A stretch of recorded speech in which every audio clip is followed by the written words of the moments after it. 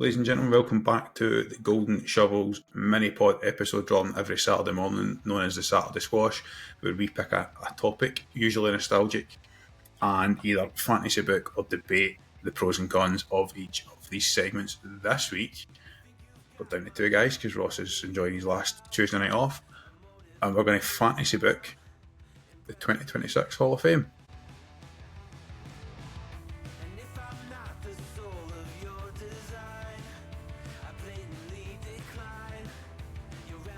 Daz? Yes, so for those who listened last week, we discussed our favourite non-Big Four PLEs of all time. Saunders came out with a 2-1 victory last week, but for those who haven't listened, go and listen to the shouts, let us know what you thought about those. This week we are going to look ahead by looking back. So there's a huge element of nostalgia here and why we think these people deserve their rightful place in the Hall of Fame. Slight tweak to the format this week, as Saunders already alluded to. Ross is not here, so we'll be in a stalemate forever if we're trying to decide who's get the better picks. So we're going to give an honourable mention or two each, and then we'll just go back and forward on who we believe should be booked for this year's Hall of Fame. So with that being said, I'll kick us off with an honourable mention and just a basis for the way I've set out my picks. I have omitted John Cena from my picks purely on the basis that there is no way they do not induct John Cena in his retirement year. He will 100% be the headliner of this class of 2026. There's just no way it's not going to be John Cena. So I've omitted him from my list, and I just wanted to provide some alternatives in case they wanted to hang fire on John Cena for 2027. So I have two honourable mentions. The first of who are also entering the retirement run, and I'm giving an honourable mention to the Hardys. I would love to see Matt and Jeff get inducted this year. However, I think it's probably just going to be too close to when their actual run ends to make them viable for this year. So it's an honourable mention. And the other honourable mention is for someone who has departed in recent years, and that is Brian Pillman. WWE like to induct those who have passed. Generally, you get at least one a year, or somebody's passed on. So my other honourable mention would be Brian Pillman, obviously known as Loose Cannon, and WWE. And I believe his son Lexus King is part of the NXT roster, so it would make sense for me. But those are my honourable mentions before I get into the three. Yeah, so those are interesting picks for reasons that in the next 15-20 minutes or so are going to become very apparent. I have one honourable mention, and actually I had two, but I'm leaving one out because I think one of my honourable mentions, I've got feelings on your three, and if it's not, I'll mention said person at the end. My honourable mention, and the reason this person is an honourable mention and not on my top three, is purely because my impression of him as an individual is that as an active person with an active role in the WWE, they will not want to go in. My honourable mention would be Michael Cole. I think he is the voice of the WWE. When I first watched wrestling, it was the goofy backstage interview with the dodgy haircut, and over the years he's played a role in the ring and out of the ring. He's played the heel, he's played the face, and in the last few years, especially with not having a specific individual in his ear, he has just been phenomenal. And with some of these new camera angles, you see him in the background, you see the fist pumping, the emotion, the way he gets into the story, and I'm like, he's adding to the story. So that is my honourable mention. And like I said, I think if it wasn't for the fact that I don't believe he would want to go in as an active person, is why I'm holding them back as an honourable mention. What's going to be interesting, I think, as we go through this topic, is last week we were pitted head to head. However, we spent most of the 20 minutes nodding at each other's picks, going, I'm going back to watch it, I'm going back to watch this, and it was just fun reminiscing about old PLEs, and I think this is the same, we're working together, but this isn't a head to head, this is very much like for reasons, and I'm going to kick us off with the three. And the reason I'm kicking us off is because I'm going to go for the interesting pick, and I'm going to keep this really short and say that I have put John Cena in my top 3 for obvious reasons. Now, I'm not going to sit here and make a case for him, because the case has been made. In my head, the week up to December 13th, we'll release multiple episodes that week where we just talk about John Cena's best matches and stories and best rivals and whatever else. And at some point in that week, you, me, and Ross are going to spend 10 minutes each just talking about why John Cena is the greatest person ever lived. Definitely going to cry. And that's the way it is. The guy's won 17 world titles and been the biggest star in the history of this business. And ultimately, when Hulk Hogan passed away a few months ago, people said that he made the WWE what it is today, and I'm like, he was part of it, but there's always the next. Exist without Hogan initially, but it definitely wouldn't exist without Cena. So Cena carried that business for so long, so 100%. we will do we'll do a proper review. Podcast dedicated to John Cena. I feel 100%. That whole week's going to be just us crying to the camera, but I'm with you. I wanted to leave him off because there's no way he doesn't go in, but I had to put him in the top 3 because it's John Cena. So I'll throw it to you, and it's not an order. It's not an order. No order. Throw me a name. I'm going to throw you a tag team who I believe will go in it because, to be honest, when I was doing my research on this, I'm actually surprised they're not in it already. The reason I believe this tag team will be inducted in 2026 is they've recently signed a 6-year Legends deal. Multiple time tag team champions through the 80s. Can you remember? Do you any idea who I'm talking about? No, I don't actually. See, when I say them out loud, you'll probably think they're already inducted. I'm going to pick Demolition for a Hall of Fame induction. They're not Hall of Famers like that. That shocked me. No. They've recently signed a Legends deal. They're an iconic tag team back in the 80s, because what you tend to find with these induction ceremonies is that it's like the Bushwhackers and all that, they get inducted. It doesn't tend to be recently retired stars, and they might make an exception for John's class and just make it loads are recent people. Maybe John will get pick his class, I don't know.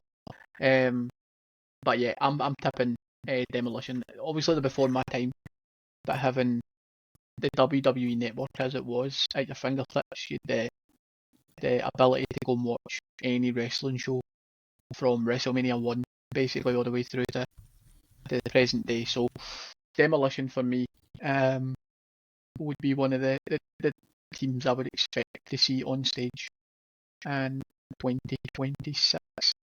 And I'm not going to stop talking, and I'm going to give you my second one, Saunders, and then we'll come back to you. Happy with that. The second one for me has also recently signed a Legends deal, but is much more up to date than Demolition. I have gone for a women's superstar, who it's fair to say was part of a coming of age for people in our generation for sure. Nah, no, that is. Kelly. I think Kelly is probably one of the most underappreciated women in WWE, especially through this women's evolution, and who's achieved, or who put them on their way to making women's wrestling what it is today. Because I think, see, when you look back, there was big stars, obviously Trish Stratus, but you had big names in that pot who were technically good wrestlers, and you had a large bunch who were known as divas, who were there purely because of how they looked and their appeal and their big long legs, etc. Kelly should not be able to wrestle. Kelly can wrestle. Mm-hmm. Kelly is actually a very good wrestler, and I'm really glad she's had a chance to come back through some of the newer women's pay-per-views, etc., the women's rumbles, to actually be able to showcase a wee bit of that, because she never got enough of a spotlight when she was being booked initially. And she was booked to the diva despite having the talent to go with it. To be a wrestler, 100%. So yes, she is someone I would like to see on stage in 2026 to receive their actual flowers. and be inducted into the Hall of Fame. There's a definite risk there. I'm going to just bring up info because her run wasn't that long, but I almost feel like as she came along, even just 5 years later, you'd be looking at a 6 or 7 time world champion. Yeah, she could have been champion in the right era, definitely. I mean, she did, wasn't the Divas? Yeah, but yeah, she was Diva champion. Now, who did she take it off? 14, 15 years ago. She probably took it off some iteration of Mickey James or Melina or some such. Brie Bella. Brie Bella. There you go. Brie Bella. So I'm not in disagreement with that. I think, especially because that was only a couple of years removed from being nothing but someone who took her top off on ECW, and then 100%. she became this star from nowhere. I think that's a great shout. And the other thing is, it's interesting as we do this conversation, and we'll look back at this almost certainly in WrestleMania week once we know what the Hall of Fame class looks like. It's not going to be, I mean, how many people use it in 5 or 6? It's not going to be 5 or 6 John Cena level superstars. Can't be. There's a tier system. So somebody like Kelly fits that idea of it as well, which takes me on to my second induction, who, back to the interesting point you have already mentioned, I did put the Hardy Boys in the top 3. And one of the reasons I've done it is because they're having this match with the Dudleys at Bound for Glory in TNA, and obviously they have the partnership, which means that even though they might not have another full-time main roster WWE run, which it's why I was unsure putting them on here, because I still think they've got a couple of years where they could come back and do something before they go in the Hall of Fame. Yeah. And obviously the thing that's missing in this whole conversation is the other team of the trio are in the wrong place for them all to get at the same time. Because I firmly believe that with this new moment of the year, like TLC 1 or TLC 2 would be that type of Hall of Fame match. Yeah, but it's not getting in there until all 3 teams are available to Colton Cage are in the organisation. So I did go with the Hardy Boys. I think the other thing that alludes to this as well is that everybody's talking about how well Jeff looks. He's obviously fully sober and has been for a good few years, which I think is great. Cash in where you've got a chance. I'm not saying that, but it's something to consider. I'm not saying that. I think ultimately, and I've said this before and I'll say this again, like Jeff Hardy is one of the reasons, and these guys that I love professional wrestling. That 2000 Triangle Ladder match was led to TLC 1 and TLC 2, and him jumping off 20-foot ladders and smashing his elbows and his ankles and everything off whatever concrete floor was there. It's just a reason I love professional wrestling. So as for this is a total nostalgia pick. They will go in the Hall of Fame at some point. I do agree with you that if Cena goes in, I don't think the Hardy's going. I think there's too many people who are still active now, even though Cena won't be active. Yeah, and I do. It's too recent for both of them. I take that point. But they are phenomenal, and they're very underappreciated. I still think underappreciated. I think the fact that they left WWE so early in their careers and had such a long break and multiple long breaks that you forget just the level these guys were at and made tag. Like, I don't think people understand that you had Triple H, Stone Cold, The Rock, Kurt Angle, Undertaker, yet tag team wrestling was arguably the main event of that time. Like some nights, they outperformed the people on shows, and it obviously appears that their relationship with WWE is pretty good, despite the fact they've been in the other place. So I've got them on there, but with the caveat that I don't think they go in with Cena. I think it's too soon for two people like that. Do you think they could headline their own class? Do you think they're a big enough team where they could be the main inductee? I think so. I agree. I think so. Maybe. I think in 2 or 3 years' time, definitely, because your main audience, not your main audience, but your main money spending audience is going to be guys that are our age, if that makes sense. So people we grew up with. And I think that's maybe the only reason they don't go in with Cena as well. And the reason they don't go in with Cena is because you lose a potential. It's two headliners to me. And with that being said, I'll just do the same as you and stay on. When I stays on and keep going and say that my final pick, I think you know what's coming. Because I've talked about this as a left field pick. I firmly believe that the WWE shouldn't induct a referee to the Hall of Fame. And I think Charles Robinson should be the first. Grew up with Earl Hebner and moved on to Mike Chioda as the senior referees, and they were part of so many great moments in WWE. However, I was actually watching a Whatnot stream. That's a lot. Buying cards. I was going to say, you were not watching. I was participating in a Whatnot stream, and the guy had SummerSlam 2001 on in the background while she was breaking. And it was the Booker T Rock, and you had Charles Robinson refereeing that match. And you had Charles Robinson refereeing that match as a down-the-middle referee, not like Nick Patrick at the time was the heel that was favouring WCW. Charles Robinson was calling the match down the middle. And 25 years later, he's still calling the main event for the biggest titles. And I just think like the run to the ring, the bump he took earlier in the year, and he's just been involved in so many huge moments in WWE. I just think that it's probably not going to be Hebner, although maybe it should be Hebner. But and Mike Chioda might not be him because he left. But I just think it's time. Like if you're measuring contribution to the business, I just think his contribution is so great that it can't be ignored. He's almost certainly going to retire soon. Yeah, and that's probably what I was just going to ask was, do you think they're just going to hang fire until he does retire? Because a referee or a Michael Cole, the two of the shouts you've given, are perfect choices for their retirement year. So it's the next Hall of Fame class after they retire. It's easy to work them in, even though it is recent, because they're not a top talent. I think it's a great shout. The purist in me says it should be Hebner first. Because Hebner was the guy. Do you know what I mean? Like, Robinson is probably the most not like. He's the greatest wrestling referee of all time. To me. Yes, so if you were to say to me who when you think about WWE referee, who comes to your mind? It will always be Charles Robinson. It will always be first. But you're right, when I think back to when I started to watch it, Errol was everywhere. And he's just he's so recognisable himself. I don't see why the two of them can't go in together. But then I feel like Yoda would be left out if they did that. I would like to see Charles Robinson go in, and if they want to book it for 2026, I am more than happy to stay up and watch it.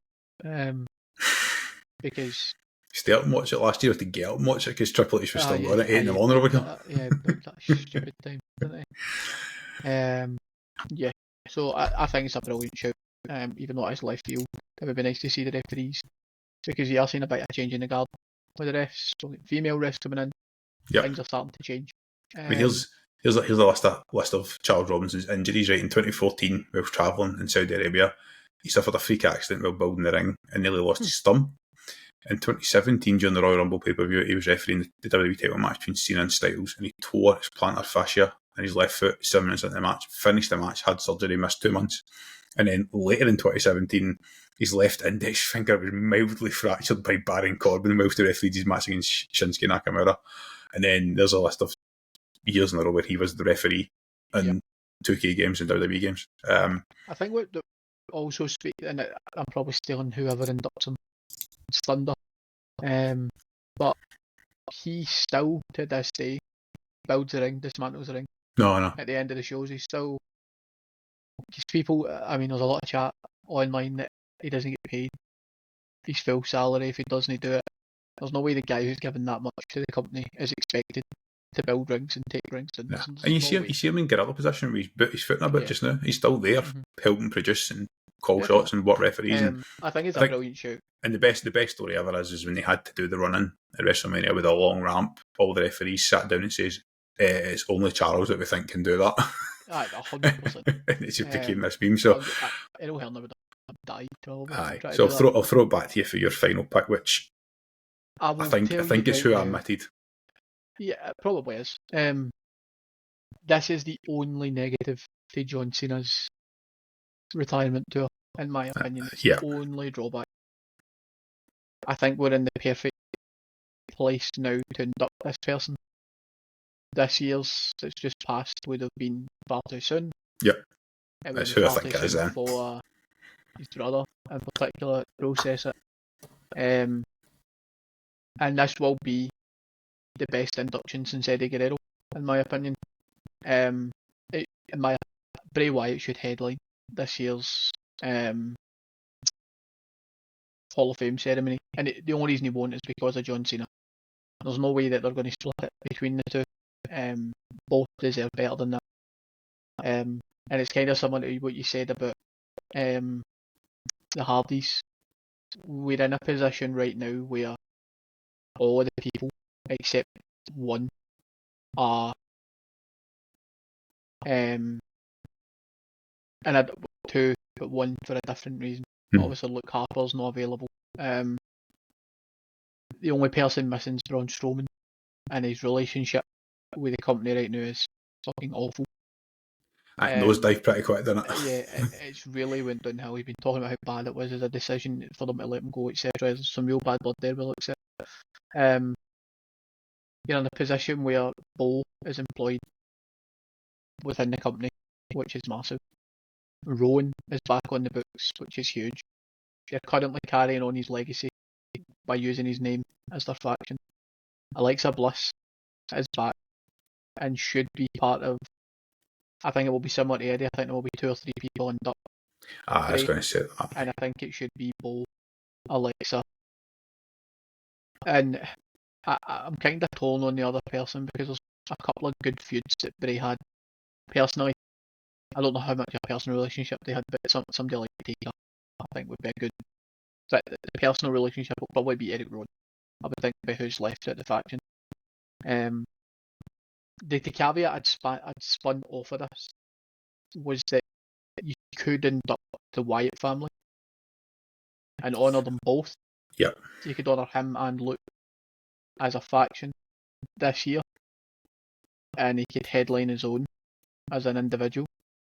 I would hate that, but again, Braun would be missing because you can't induct the family without the Black Sheep. So, yeah, it's probably the only downside to John Cena's return this year is that we're going to need to wait for Bray's induction. I would actually counter that with something that you said partway through there. I think, see if you artificially hold one of, because you could hold Cena back another year and say like it was too soon, give him a year. You could. But I feel as if you hold any of them back artificially, it's a disservice to both of them. Yeah. Like I think if you came out and just say like John Cena's the greatest wrestler for a 2-night Hall of Fame ceremony. not a 2-night Hall of Fame, but like John Cena's the greatest of all time. He's just retired, goes in the Hall of Fame. Nobody would dispute Bray getting in because of who was that person, his storytelling ability, the character of the Fiend was phenomenal. And I'm with you. It feels like even last year was still too soon. I feel like next year feels, again, from my perspective as a fan, feels comfortable, but feels reasonable. And then that feels like the following year's like, you missed it. Not that you missed it, but like you held it back because of Cena. So I'm with you. Like it deserves his own one, but at the same time, Cena was a pretty big feud for Bray a few times. So it's. I mean, that's if why anything, I was unsure about who the last inductee could be because it could be John. John could be inducted, and in his speech then transition into Bray's, because like the whole C Nation in his hands, that singing with the Fireflies was what launched Bray Wyatt from this character to this individual who was at the top of the WWE for a lot. He was at the top of WWE for a long time before he even became world champion. He was a bit like. Really we'd be giving them the shovel every week right now and saying that they don't know what to do with Bray Wyatt. That's what would be happening right now if we'd done this 10 years ago. And there's something that really intrigues me about, and this is why I put Bray in, right? I think they might hold off on John Cena till 2027 in the hopes that Vince McMahon may be able to play some part in that ceremony because it's an interesting shout. As much as the guy is under a lot of pressure right now, and he's done some terrible things by the sounds of it, and he should not be part of the company in a professional capacity. There is no getting away from. There is no John Cena without Vince McMahon, and there is no WWE without John Cena. So John's always been really open that he's still friends with Vince McMahon. He's not had that kind of when he's been asked. They still are in contact with each other, and it's kind of similar to the conversation we had on the pod about Brock Lesnar. For me, I don't think it would feel right to induct him without the guy that made him a star. Having said that, Stephanie's the one that put him on TV to do his Jimmy and gave him the rocket. So there will be a McMahon involved, whether it is this year or next. But for me, I just don't think it would be right to induct him without Vince. But how viable is that? No, I know that's a great shout. I think that's a good shout. It's been an interesting trip down memory lane, and obviously we do have other segments now where they do have the sort of match in the Hall of Fame moment, which we won't discuss because that can be a whole separate pod for favourite matches, etc. But there's only one match who can really go in first, isn't there? Manager of NXT versus a certain dead man at WrestleMania. It's arguably the greatest modern wrestling match in WWE. It should be next. It should be next. Stick Cody and John in it. It's SummerSlam, in my opinion. So it's an interesting trip down memory lane. I think we've between the honourable mentions, we're up in some of the conversations, and as you say, they're not just Bray, but the Wyatt family. You're looking at potentially a huge class, and there's a lot of people to get in there. Obviously, a little bit of a somber note to end on because we start remembering the genius that was Wyndham Rotunda. But when he does go in, I think it's going to be, as you say, one of the best because of the emotion that will be in that building at that time. And I hope it's not buried away at 2 a.m. in Las Vegas type thing. I hope it's a proper ceremony that pays an appropriate amount of respect to a guy who would be at the top of the business right now. 100%. And these are good conversations. I've enjoyed last week's and enjoyed this week's. We've had a couple of ideas for next week's topic there as well, and we can maybe try and come up with something that gets Ross involved rather than just the mediating spot. But please do not be shy in giving us your suggestions, whether it's Buzzsprout, TikTok, YouTube, wherever you listen to this podcast.